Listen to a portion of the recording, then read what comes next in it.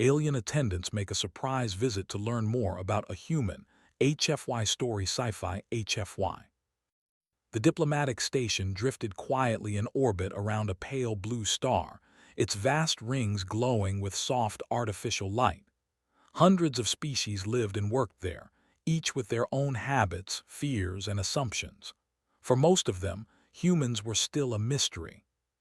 They were new, recently accepted into the galactic Concord, and talked about more than they were understood. In one of the station's lower observation sectors, three alien attendants gathered in a narrow chamber filled with floating data screens. They were not leaders or warriors. They were record keepers, cultural analysts, and silent watchers. Their job was to observe younger species and report whether they were harmless, useful, or dangerous in the long term. The attendants belonged to different species. Vierx was tall and thin, with translucent skin that shimmered when he was nervous. Kala moved on four slender limbs and spoke slowly, as if every word required careful thought.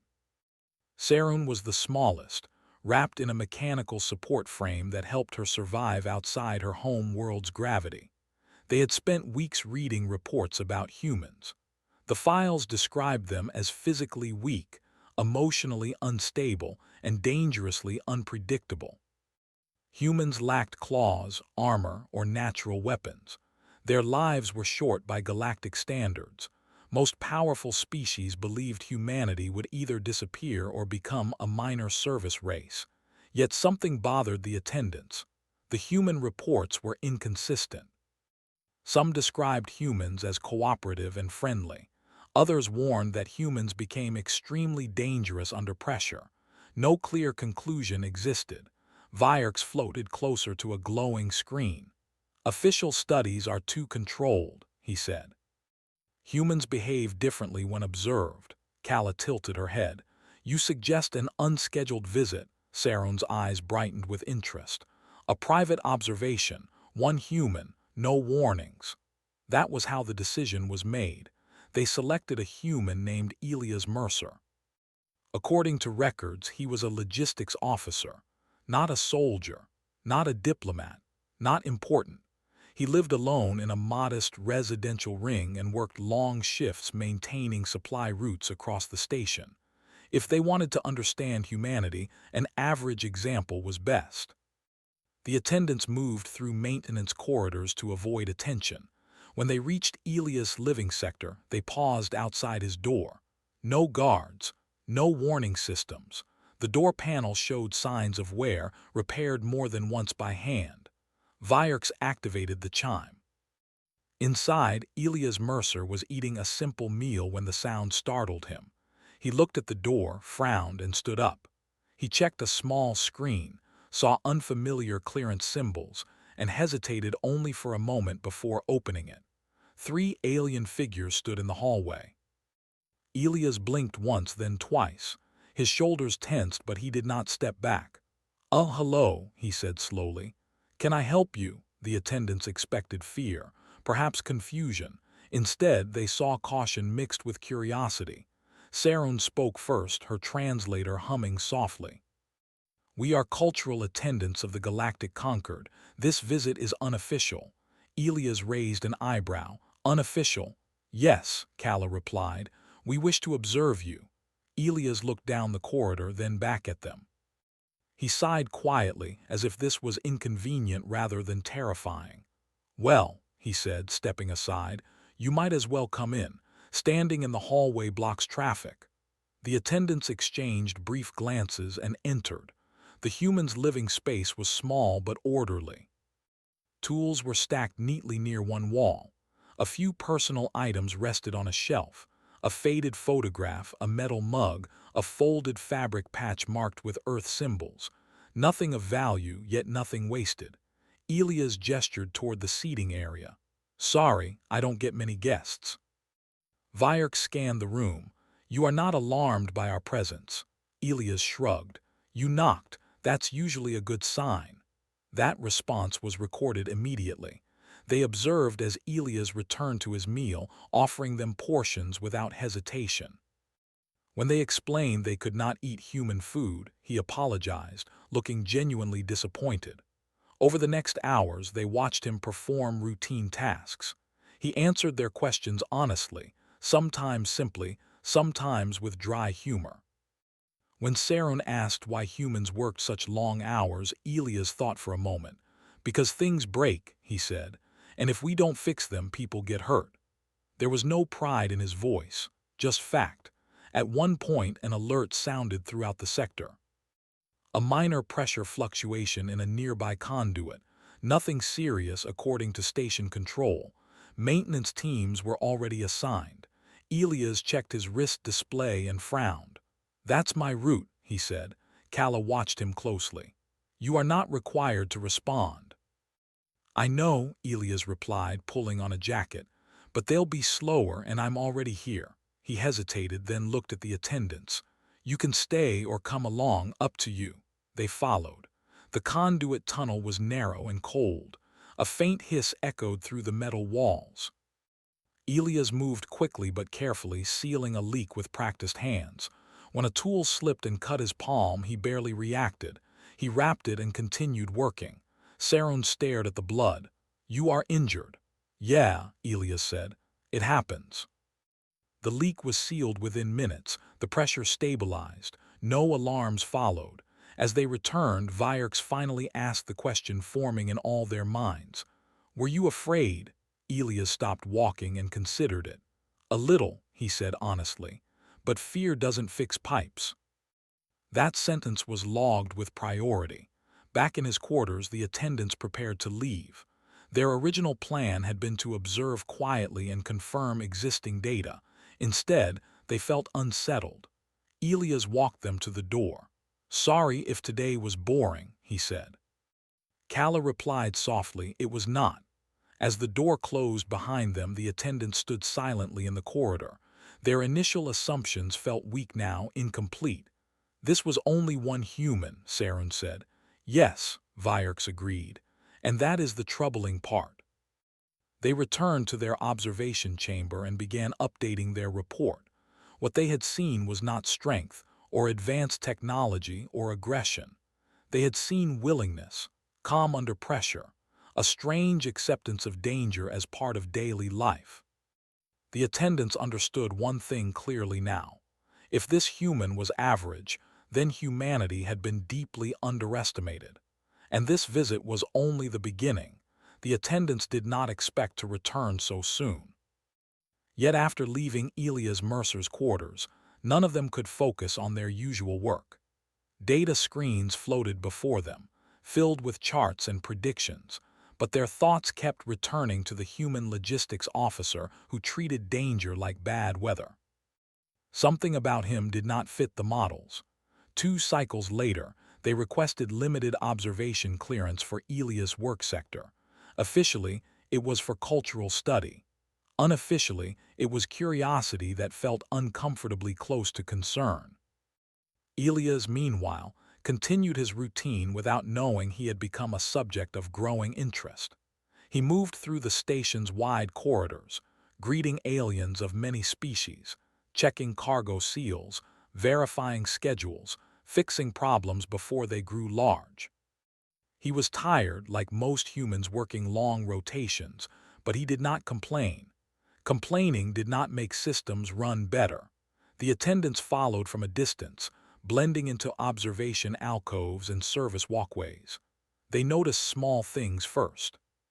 When a tall, armored alien dockworker shouted angrily at a junior technician, Elias stepped in calmly. He did not raise his voice or threaten. He listened, translated between languages, and found the mistake in the manifest. The conflict ended not with force but with clarity. When an elderly alien struggled to carry a crate suited for their species but heavy by station standards, Elias helped without being asked. He adjusted his grip to avoid hurting the alien's delicate limbs. He smiled briefly, then moved on as if this was normal. "These behaviors are inefficient," Kala observed quietly. "He gains no rank or reward," Sarun responded.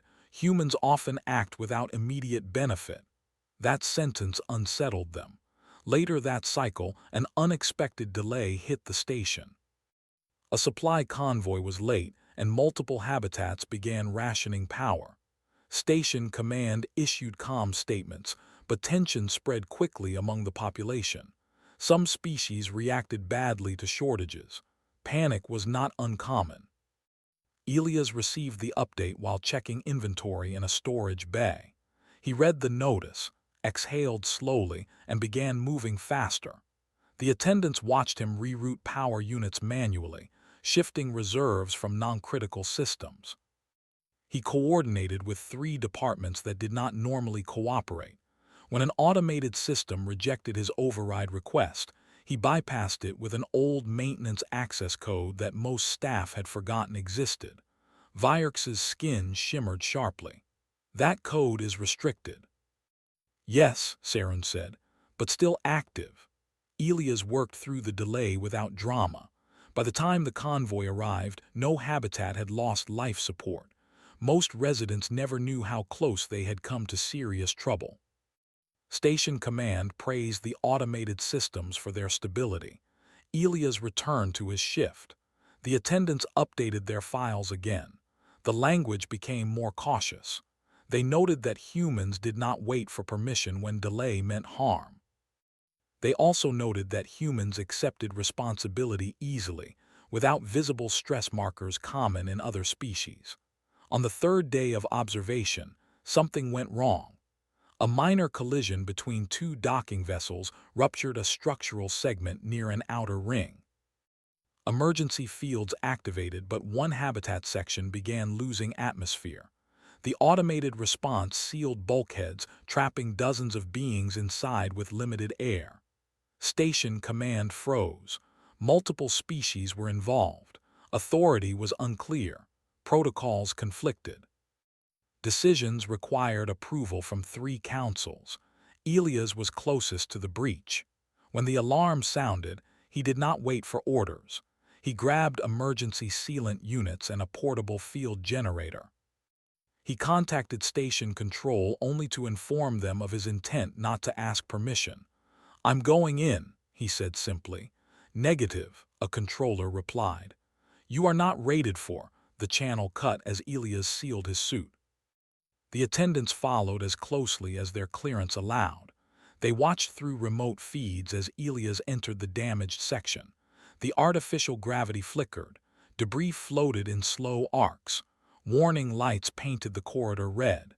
Elias anchored himself and moved forward. He located the rupture and deployed the field generator, stabilizing the pressure enough for trapped residents to survive. His movements were fast but controlled, shaped by long experience rather than panic. Inside the sealed habitat, aliens of 3 species waited in fear. Some were injured, some were frozen in shock. When Elias appeared through the emergency hatch, they stared at him as if he were unreal. "Okay," he said through the suit's external speakers. "We're going to get you out." One alien screamed in terror. Another collapsed. Elias adapted. He slowed his movements, lowered his voice, and guided them step by step. He prioritized the injured, then the young, then those who could not move on their own. The process took too long. His suit's oxygen dropped below safe levels. The attendants noticed before he did. "Withdrawal is required," Vierx said urgently. "He will not survive extended exposure." Sarun's voice trembled. "He is aware. He is choosing not to leave." Elias glanced at his display, saw the warning, and frowned. He looked at the remaining evacuees. There were still 2 trapped behind a jammed door. He did the math in seconds. He forced the door open manually, ignoring the strain alarm screaming in his suit. Pain flashed across his face, but he kept moving. He pushed the last evacuees through the hatch, sealed it, and only then did he retreat. He collapsed just inside the safe zone as emergency teams finally arrived. Medical staff rushed to him. His injuries were serious but not fatal. When he regained consciousness hours later, the first thing he asked was how many had made it out. "All of them," a medic told him. Elias closed his eyes, relief washing over his tired face. "Good." The attendants observed this from behind the glass of the medical bay. None of them spoke for a long time. He did not calculate personal survival as the primary factor, Kala said finally.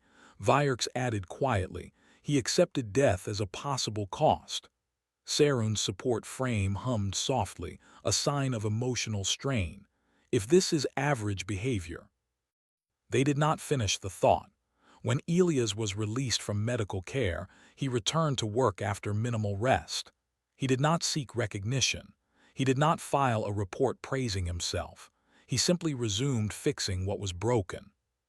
The attendants completed their second major report revision. Humans were still physically weak by galactic standards, still short-lived, still lacking natural defenses. But the data now showed something else clearly. Humans filled gaps others avoided. They moved toward danger when systems failed. They chose action over safety, responsibility over comfort. And they did not consider this heroic. They considered it normal. The attendants began to understand that studying humans from a distance was no longer enough. Humanity was not a passive variable. It was an active force, and the galaxy had barely begun to notice. The station did not return to normal after the accident. Repairs were completed, systems stabilized, and traffic resumed, but something had shifted beneath the calm surface. Word spread quietly through maintenance crews, medical teams, and cargo workers. A human had gone into a failing habitat without orders and brought everyone out alive. Elias Mercer did not like the attention. He avoided common areas, took longer shifts during low-traffic cycles, and focused on work that kept him alone. To him, the incident was finished. Broken systems had been fixed. People were safe. That was the end of it. The galaxy did not agree. The attendants noticed changes in how other species looked at humans. Some watched with new respect, others with caution, a few with fear. Elias had not raised a weapon or issued a threat, yet his actions disturbed long-held beliefs. Vierks spent hours reviewing historical data. There is a pattern, he said. Humans respond strongest when systems fail. Yes, Kala replied. They do not depend fully on structure. They expect collapse. Sarun added softly, that expectation may be their greatest strength. Their discussion was interrupted by a priority alert. Not a malfunction, not an accident, an intrusion. An unknown vessel had exited faster than light travel, far too close to the station. Its configuration did not match any known species. It did not respond to hails. Its movement was slow but deliberate, scanning the station with focused energy beams. Station Command activated defensive protocols and hesitated. The Galactic Concord was built on caution. No single species held full authority. Defensive action required consensus. Against an unknown threat, procedure demanded observation, classification, and layered approval. The unknown vessel continued scanning. Several external systems went offline. Power fluctuations rippled across the outer rings. Elias felt it immediately. He was deep in a maintenance shaft when gravity flickered. Tools drifted for half a second before slamming back into place. He swore under his breath and checked his display. Multiple alerts, multiple failures, no clear orders. He opened a channel to station control. The line was filled with overlapping voices from different species, arguing over response priority. Elias muted the channel. He did not need permission to understand what was happening. The unknown vessel was testing them. The attendants watched from their chamber as Elias changed direction and moved fast. He headed not toward safety, but toward the station's old emergency coordination hub, a facility built during the station's earliest construction phase. It was outdated, barely used, and ignored by most modern systems. Humans, however, remembered old things. Elias accessed the hub with a manual override. Lights flickered on, revealing analog controls and independent power reserves. The system was designed to function even if the main networks failed. He opened wideband channels and began calling out. Any human crews nearby, respond, he said calmly. This is Mercer. We've got an unknown contact and system instability. If you can hear me, report in. Responses came in within seconds. Engineers, medics, cargo pilots, dock workers, humans. They did not ask who was in charge. They recognized the tone. Something was wrong and someone was taking responsibility. The unknown vessel made its move. A focused energy pulse struck one of the station's external defense arrays, disabling it completely. No explosion, no warning, just silence where protection had been. Panic surged through non-human command structures. Some species demanded immediate evacuation. Others argued for negotiation. A few froze entirely, waiting for authority that did not arrive. Elias rerouted power manually, reinforcing internal shields around populated sections. He coordinated with alien crews directly, ignoring rank and protocol. You, he said to a security officer from a heavily armored species, your people are good at holding ground. Lock down Ring C to a fluid-bodied engineer. You adapt fast. I need you stabilizing coolant flow now. They obeyed, not because he outranked them, because his instructions made sense. The attendants realized something alarming. Elias was building a response network faster than the Conquered ever could. The unknown vessel launched a small probe toward the station. It latched onto the hull, drilling into outer layers. Elias saw the feed and made a decision. He gathered a small team and moved toward the breach point. No weapons heavier than cutting tools and emergency charges. No clear understanding of the probe's purpose, just action. As they moved, Station Command finally issued an order for all non-essential personnel to withdraw and await further instruction. Elias ignored it. The probe breached an internal corridor. Its surface shifted and reconfigured, adapting to the environment. It emitted signals that disrupted local systems. One of the team members froze in fear. Elias placed a hand on their shoulder. Breathe, he said. Focus on the next step. They advanced. When the probe reacted aggressively, Elias improvised. He used the station's own electromagnetic clamps to restrain it, then overloaded them, frying the probe's internal systems. The corridor went dark. Silence followed. The unknown vessel stopped scanning. Then it withdrew. No message, no explanation. It simply left. The station survived. Afterward, chaos filled the command levels. Reports contradicted each other. Credit was misassigned. Debates erupted over whether the response had violated Conquered law. Elias sat alone in the coordination hub, exhausted. His hands shook slightly now that the adrenaline had faded. He stared at the dark screens, replaying events in his mind, checking for mistakes. The attendants entered quietly. You acted without authorization, Vierk said. Elias nodded. Yeah. You risked escalating the situation. Maybe, Elias replied, but waiting would have been worse. Saron studied him closely. Did you believe you would survive? Elias thought for a long moment. I hoped, he said, but that's not the same thing. Kala's voice was low. Why do humans act this way? Elias leaned back in his chair, looking tired but calm. Because if we don't, nobody else will, he said simply.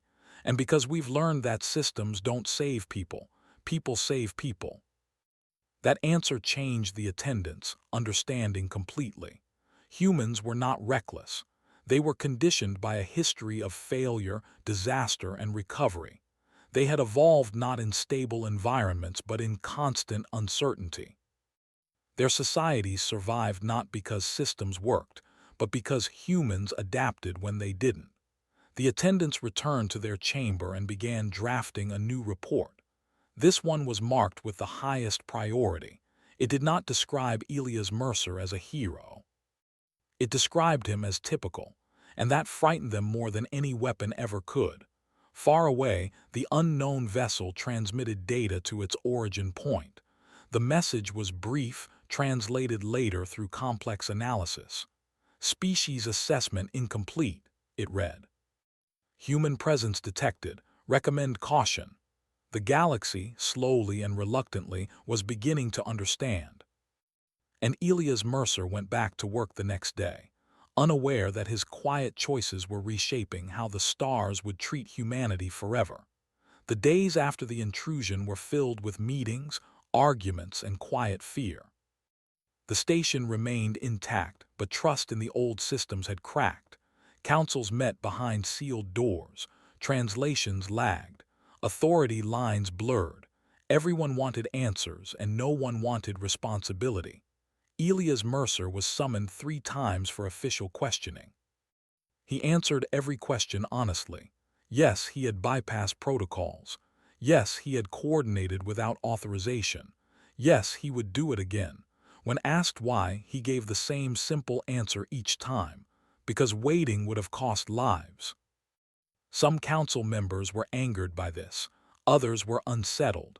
A few were relieved. No punishment was issued. No praise either. The matter was quietly passed to the cultural attendants for long-term assessment. That was where the real decision would be made. Vierks, Kala, and Sarun worked without rest. Their chamber filled with layered recordings, behavior maps, probability trees, and historical comparisons. The more they studied, the clearer the pattern became. Elias Mercer was not an exception. Across the station, humans showed similar behavior. Not dramatic, not loud, but consistent. Humans filled gaps. Humans acted under uncertainty. Humans accepted blame without waiting for credit. They were not the strongest species, not the fastest, not the longest lived. But they were the ones who moved when others stopped. Sarun reviewed a projection showing hypothetical scenarios with and without human involvement. In disaster after disaster, the outcomes shifted. Survival rates increased. Recovery times shortened. Secondary failures dropped sharply. All outcomes improve with human presence, she said quietly. Kala added, even when humans are not in command positions. Vierk stared at the final model. They function as stabilizers. That word echoed in the chamber. Stabilizers. Not rulers, not conquerors, something more subtle, more dangerous. The final report took days to write. They avoided emotional language. The galactic conquered respected logic, not fear, but the meaning was clear beneath the measured words. Humans could not be treated as a minor species. Humans could not be sidelined. Humans could not be ignored. The report concluded with a recommendation. Human advisors should be embedded in all multi-species stations, fleets, and emergency response structures, not as figureheads. As decision-makers, the vote was delayed. Some species resisted, others hesitated. Old powers disliked change. Then a smaller station far from the core world suffered a cascading systems failure. No humans were present. The station was lost. No hostile action. No great disaster. Just hesitation, confusion, and delay. The vote passed the next cycle. Elias Mercer learned none of this immediately. He returned to his routine, fixing pressure seals, replacing worn cables, teaching a junior technician how to listen to machines instead of just reading screens. He noticed changes, though. Aliens watched him differently now. Some greeted him with careful respect. Others asked his opinion without realizing they were doing it. A few looked uncomfortable, as if unsure whether to be grateful or afraid. Elias ignored most of it. Attention made him uneasy. One evening, after a long shift, he sat alone in his quarters, staring at the faded photograph on his shelf. Earth, a blue curve under cloud cover. Home, there was a knock at the door. He opened it to find Vierk standing there alone this time. "I hope this visit is not unwelcome," Vierk said. Elias shrugged. "You knock, that's still a good sign." Vierk stepped inside. The room felt smaller than before. "Our report has been accepted," Vierk said. "Its consequences are already spreading."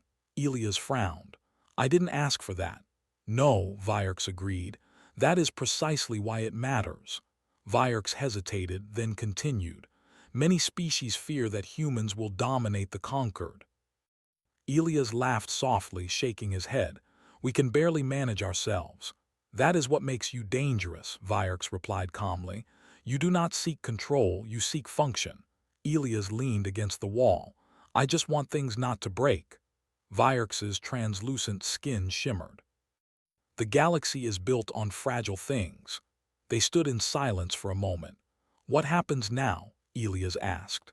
Now, Vierx said, humans will be invited into rooms they were never meant to enter, not because they demand it, but because the alternative is worse. Elias did not look pleased. After Vierx left, Elias sat down and finished his meal. Tomorrow's shift started early. Elsewhere in the galaxy, responses rippled outward. Human officers were assigned advisory roles on mixed crews. Emergency protocols were rewritten to allow human override in time-critical situations. Training manuals quietly included human case studies. Some species protested, others adapted. A few watched from the shadows. The unknown vessel that had tested the station received updated instructions. Its creators reviewed the data carefully. The conclusion was short and precise. Do not provoke humans. Do not isolate them. If conflict is unavoidable, end it quickly. It was the first time in recorded history that a species was labeled not as a threat, but as a risk multiplier. Back on the station, another minor emergency occurred. A power surge. Nothing serious. Elias fixed it before anyone noticed. A young alien technician watched him work and finally asked, "Are humans always like this?" Elias considered the question. "Like what?" "Ready," the technician said. Elias smiled faintly. "We don't feel ready, we just go anyway." The technician recorded that answer later, unsure why it felt important. Weeks passed. The station grew quieter, more stable, more human. Elias was offered a promotion. He declined. He was offered a transfer to a higher-profile assignment. He declined that too. Someone had to keep things running here. On a distant world, a conquered counselor summarized the human question during a closed session. Humans do not seek to lead, they said, but if we do not follow them in crisis, we will not survive it. No one argued. Late one cycle, Elias walked along the observation ring looking out at the stars. He felt small as he always had. One person in a vast system, that was fine. He did not need to be important. He just needed to be useful. Behind him, unseen, the attendants finalized their last addendum, a single sentence added to the end of the report. Humanity's greatest strength is not power, intelligence, or endurance. It is the refusal to accept failure as final. The file was sealed and archived. The galaxy moved on, slightly wiser, and Elias Mercer went back to work the next day, fixing what was broken, unaware that his quiet, stubborn nature had changed how the stars themselves would respond when things went wrong.